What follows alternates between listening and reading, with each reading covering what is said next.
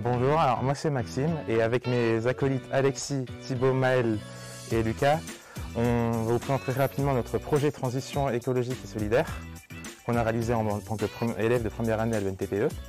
Celui-ci était demandé par AREP, une filiale de SNCF Gare et Connexion, qui voulait concevoir un projet urbain en zone inondable. Pour cela, on nous a demandé 4 livrables. Donc, dans un premier temps, on nous a demandé une étude réglementaire et environnementale du site. C'est ce qui nous a permis de mieux comprendre les contraintes qui étaient liées au site, à la fois par le PPRNI et à la fois les contraintes naturelles qui étaient liées à l'inondation. Ensuite, on nous a demandé un benchmark de projets d'aménagement similaires. C'est ce qui nous a permis de trouver nos idées pour l'appliquer au livrable 3.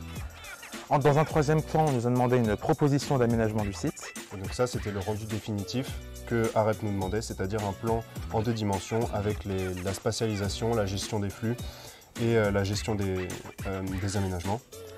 Et enfin, on a eu un livrable bonus à réaliser qui était une modélisation numérique du terrain afin d'appréhender les zones en dessous et au niveau du niveau de crue. Et donc ça, on s'en est servi pour le livrable 3 pour effectuer notre zonage.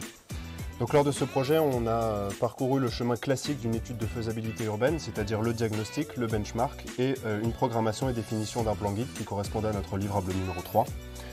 On s'est approché de ce projet selon les 3 grandes composantes d'un projet d'aménagement, le flux, l'aménagement et la spatialisation. On a montré qu'il a été possible de développer un projet adapté et résilient sur le site. On a aussi montré que l'aménagement pouvait être un levier aux contraintes climatiques et que, découlant de cela, les différents documents réglementaires comme le PPRNI ou encore le PCS pouvaient alors s'adapter en conséquence.